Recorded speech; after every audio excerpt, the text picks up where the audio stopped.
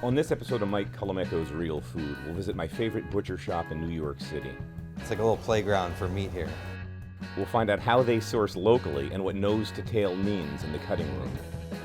What a fun gig. It's a good gig. And then it's back to the kitchen. Couldn't be any easier. Where I'll whip up an easy one-pot chicken dinner. When it looks like this, it tastes great. It's all coming up next. I'm Mike Colameco, chef and food lover. Come with me and meet some of today's most interesting chefs and their crews that work in their kitchens. Real chefs, real restaurants, and real recipes. That's what's on the menu. This is Mike Colameco's Real Food.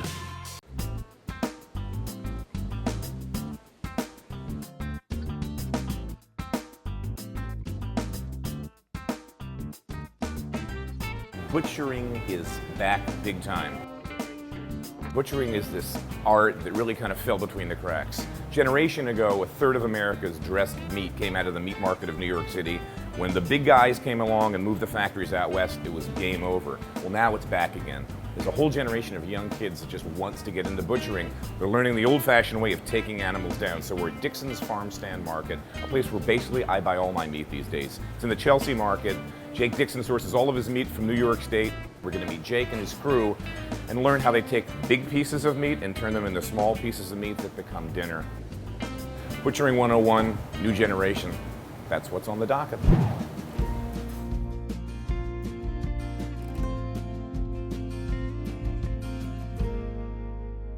I'm here with Jake Dickson, my favorite butcher here. Thank you. Huge addition to the neighborhood. Tell me a little bit about this journey that led Jake Dickson to this store. Sure. For me, meat came about very organically in that I started as a consumer. The more I was learning about meat production, the more dissatisfied and in some ways horrified I was. And in my search for a better option for myself as a consumer, I couldn't find anything. Either it was poorly raised, feedlot beef, CAFOs, or it was, well raised but bad quality. There was nobody I felt doing it 100% right. And I figured there's got to be a lot of people out there like me who are dissatisfied. And if you could figure out how to do it well, there'd be a business there. My philosophy with this business is to put it all on the table. We don't lie, we don't mislead. We tell people straight up how it is, and that will help them open their eyes to the real truth behind meat production. Every week before I go home to Cape May, come here and get a couple of bags, put some ice packs on them and drive south. So thanks for being here. Let's you and I walk around the other side. Sure. And let's do a little tour. I'd love to point out some of those cuts of meat. Sounds like a plan. Jake, I still don't know how he gets that marble. Yeah. I think I've eaten most of this case at one time or another, in one form or another. I would say you've probably eaten through almost an entire steer. Through almost, yeah, that's true. But, I love this platanillo that you have, which is this bicep, this Yeah, it's cut the that- bicep from the front of the steer. It's a beautiful braising cut. It's just like shank meat. They're about a pound each. It's a lot of connective tissue that with slow cooking with liquid just breaks down. You get a hugely rich broth that goes with it. I love this culotte. You're calling it a pequeña up here today. But where's that coming from? So it's the cap to the top sirloin. So it'd be that one that's C-shaped if you go to a Brazilian steakhouse, Charcuterie. The muscle is called culotte, and then this is the picanha style of it. Super delicious, man. You do a lot of other things here, but you also have this sort of value-added stuff where you're using the odds and ends and the tidbits to make sausages, to make pâtés. Talk a bit about that. So everything we do here is driven by how we bring the meat in. So because we want to buy from small farms, the only way to do that is to buy whole animals. We're buying beef at the minimum half carcass at a time. So I'm doing like a step function of, 400 pounds of meat is like how I have to order my volumes. And not only are we getting the New York strip and the tenderloin, we're getting the whole animal. And if we could sell tons of tenderloin and New York strip, but if I can't figure out how to sell the rest of it, I'm going to lose money. And I also need to have a chef on staff and a sausage maker on staff because we need to figure out how to take all those other things and turn them into saleable product. So that drives our sausage making program, our charcuterie program, our lunch program. All these things are helping to move the whole animal, nose to tail. We're trying to get the most value out of every carcass. It's like a little playground for meat here. Dude, it's my playground for meat. You know that. I mean, I used to shop at a couple places around town, and I don't say you've taken their business, you've earned the business. That's what it comes down to.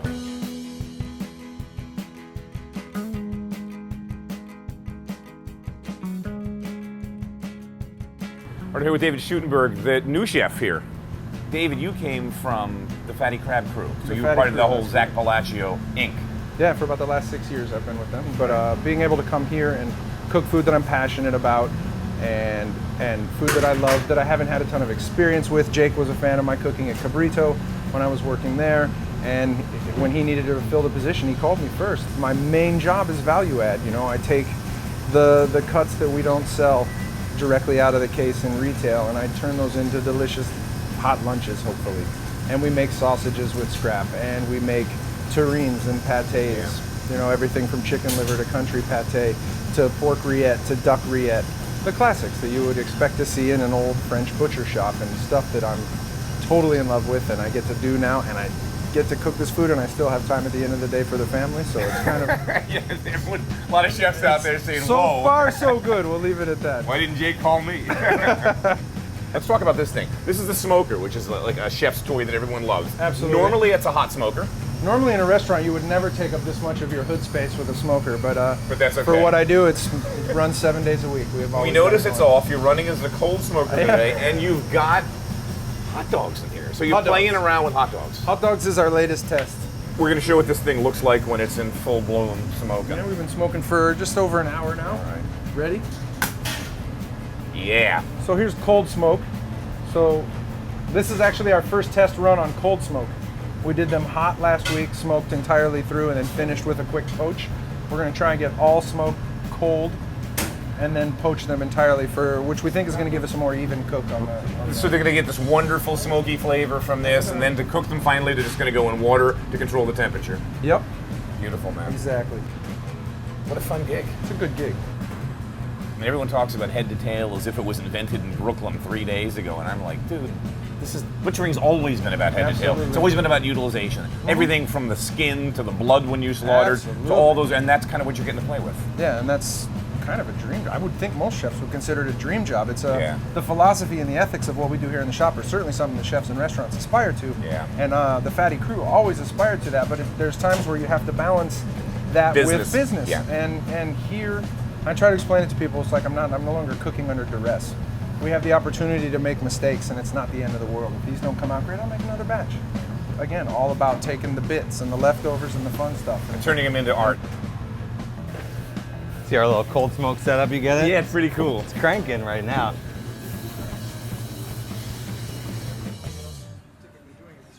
This is pastrami. Is this the navel? Yeah. In keeping with this spirit of using the whole animal and doing everything in-house, which they do at Dickson's, top to bottom, this is the navel, which is the cut that's supposed to be used for pastrami. People think it's the brisket. Brisket becomes corned beef. The navel becomes pastrami. 7 days in a marinade, a wet marinade. Coriander, mustard seed, a lot of salt. Traditional brine. And you can see how it's penetrated the meat. You can just see that cure already a week. Now it's getting a dry rub that'll sit on it for 24 hours. And then it's going to be hot smoked, 190, 3 hours. Let's get that smokiness. And then to finish the cooking, it actually gets steamed. That's traditional pastrami. And you see it in New York delis, sliced warm right out of that steamer, bain-marie. Here they actually serve it cold, sliced, and rolled. And it's delicious. I mean, it's house-made, New York State grass-fed beef turned into pastrami. New world meets the old world. The locavore is the big thing. We're trying to eat locally. We're trying to eat sustainably. We're trying to support local farmers and small farmers, and we can see it with the just tremendous explosion in farmers markets. Talk a bit about how you sourced, and then who these characters are. Sure. Essentially 5 farms that supply me with all of my meat. They're raising animals on our behalf, and we've grown together. We're very invested in each other's businesses, both financially, emotionally, ethically, everything. Every week we bring in 4 whole beef that we break down here. So we'll hang beef 4 quarters in the back. All the trees, we put the plates, pork shoulders, and the ribs. Talk about what's going to happen today. Sure, we're a totally different kind of business. Most people when they're buying meat, if you're a meat manager at a supermarket or a butcher shop, you call up your purveyor and you say, oh, we sold out of this, and 24 hours later you get a delivery. Because we buy from small farms, our lead times are, in some cases, minimum 2 weeks. So when we get cleaned out, like we did on this past weekend, we got nothing. And you'll see our case is pretty spare.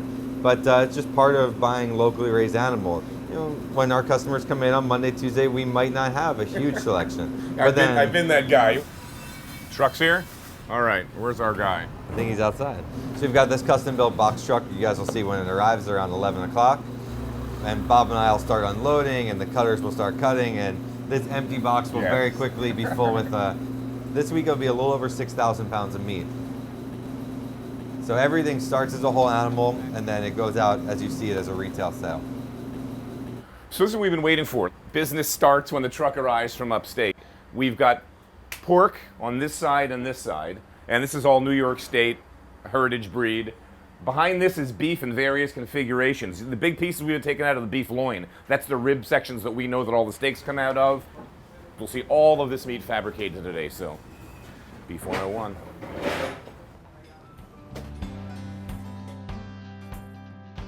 All right, I'm here with Bob Comas, who drove the truck down from upstate today. First of all, thanks for what you do. Talk a little bit about what you do and your involvement with Dickson's. I'm actually a new farmer. I've been farming for 6 years, and right from the beginning I've been a pasture-based farmer. And I started out with just a couple of pigs. I tell everybody that I grew up in a shopping mall playing video games. I don't have a farming background. Which is true. Well, it's absolutely true. And now you're making up for it. Right, exactly. Actually, in a way I am. And I raise about 350 pigs a year. And they pretty much get to roam free and eat what they want and be pigs. Yeah, but what I do is I actually plant annual pastures for them, which is a throwback to what they used to do in the 20s and 30s. So if we want to find you retail in New York City, we're coming here to Dickson's. Yeah, it's the only place to get it retail in New York City. And you've seen this business growing. I mean, again, I think there's been this sort of like turning of the tides from commodity farms and factory farms. When I started working with Jake, I raised 70 pigs. The next year I raised 250, and now I'm raising 350. And we might increase to even 450 or 500. Oh, much appreciate what you do. Keep up the great work. And thanks, man. Thank you. Thank you.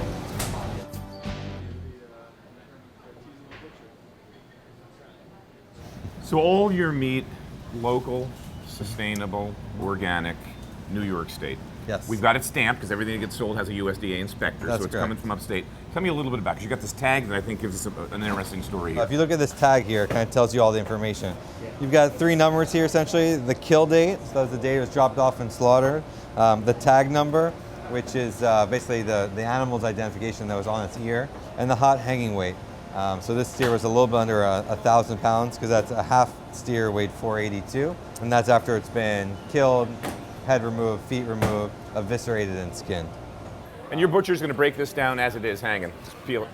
Yep, today we're going to do a few hindquarters to start because we need them in the case, because as you saw, we have no meat. We do what we call processing. So we'll break this down into subprimals, big piece of meat. Then our walk-in, everything gets sorted by bin, by species, and cut.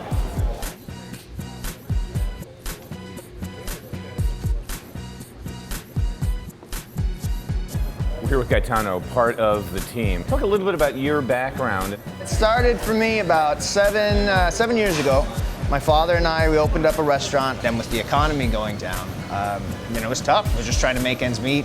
So I started looking into cutting my own meat. And save money. Yeah, kind of looking for help. I had read this book about Mario Batali and his friend, this crazy butcher in Tuscany named Dario Cecchini. Yeah.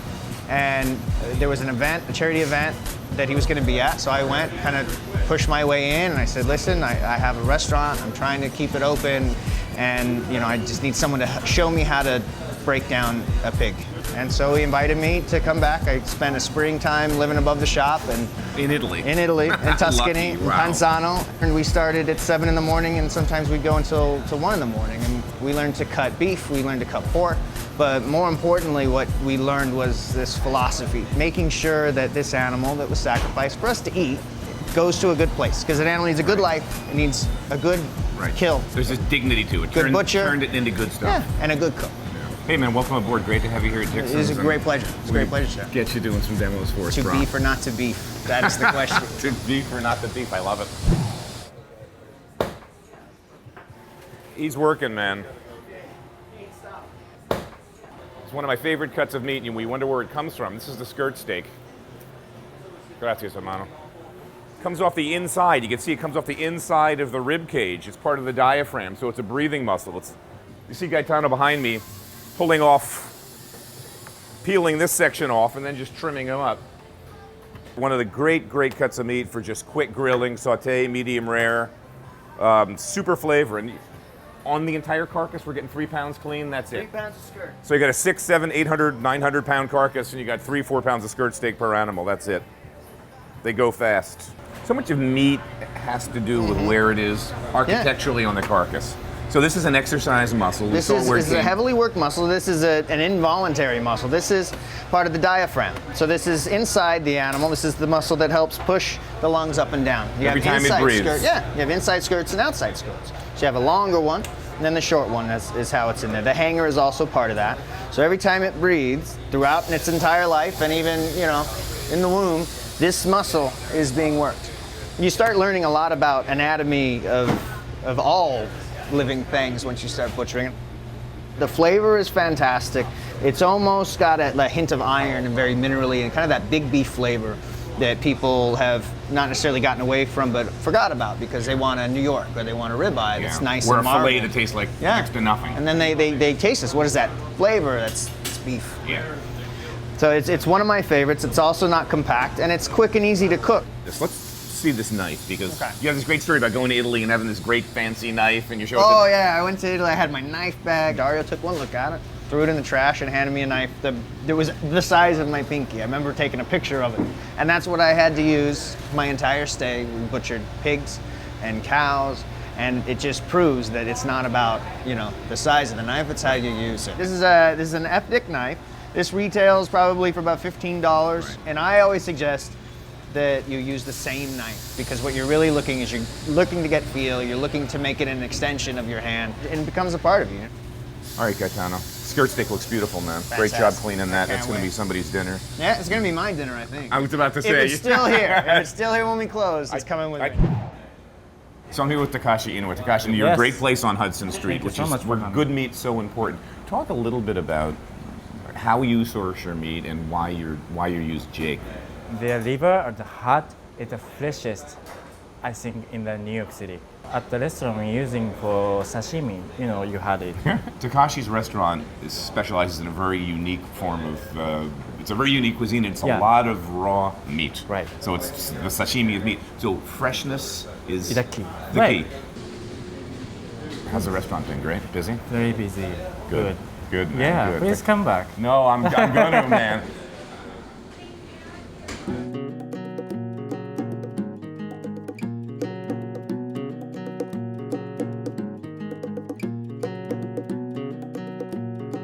Beneath the no smoking sign, which is hipster ironic, we gotta love it. You gotta We appreciate gotta it. love it. We got whole bone-in pork shoulder. I usually do between 6 and 8 a week that have brined for a week. In they go for 16 hours on full smoke. We'll come in first thing in the morning, add new chips to finish off another application of smoke, and then we just pull them for lunch. And I mean, this is worth a trip alone just for this pulled pork. come back Either it's a tomorrow, we'll sandwich or to heist a go. couple of them. We'll hike. Right out the back door. I'll pull the car up. Hit my cell, it's warm. By the time I get it home, that's Yeah. pulled pork. No one has to know. Yeah, no one has to know. And then you don't have to worry about coming in to buy it. All right, don't tell Jake. Over its first year in business, I've watched this store mature, evolve, literally grow up as it expanded its line of offerings in response to customer taste and demand. These days, it's really one-stop shopping for some of the best meat in the city or prepared meals to go.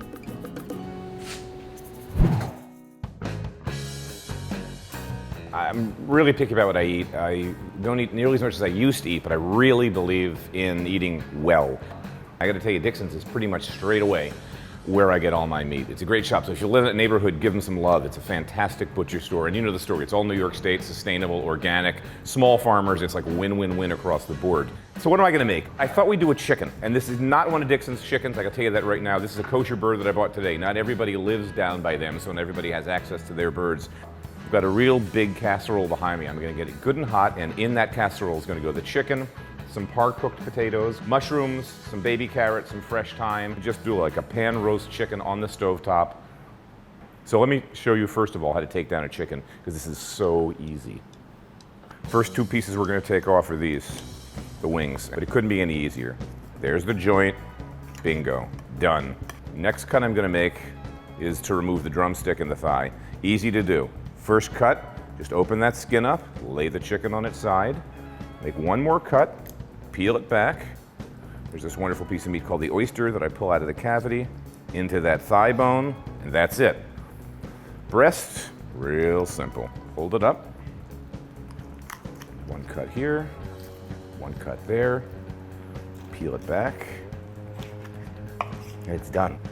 In real time, you could butcher a chicken in under a minute. Actually, once you get good at this, it takes 30 seconds. 1, 2, 3, 4, 5 cuts and you're done. Now we're gonna head over to the stove and just get some color on these. I'm gonna season the chicken. In the pan they go.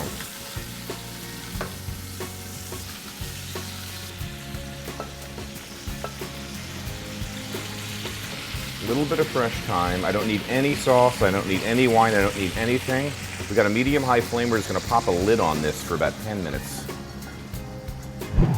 So it's been about 8-10 minutes. I've had a lid on this pan the entire time. This is gonna kind of push the cooking because with a lid on, you're keeping all that steam inside. We're just gonna cook it the rest of the way with the lid off, still the skin side down. And you can see we probably have a little bit of nice color there. But you can also see at the bottom of this pan, we've got some chicken fat going on and a little, that bubbling sound means I've got liquid in that chicken fat. And you can hear now, this is the sound of much cleaner fat. There's a lot less liquid in here. It's beginning to dry out. So I'm gonna just turn the birds over now. So now we're getting to the point where I want those carrots to color.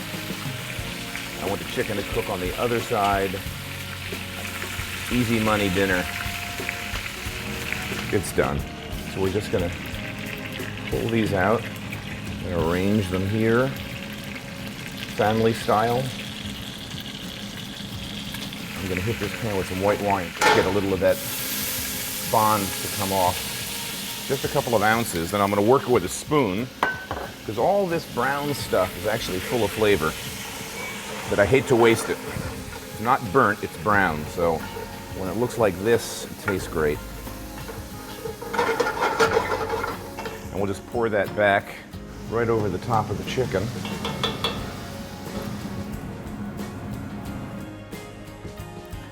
So super simple.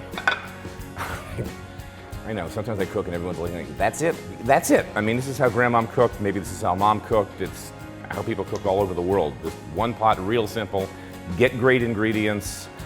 Jake's doing a great job down at Dickson's. It's where I do all my shopping. Anyway, you know the drill. We'll see you next week.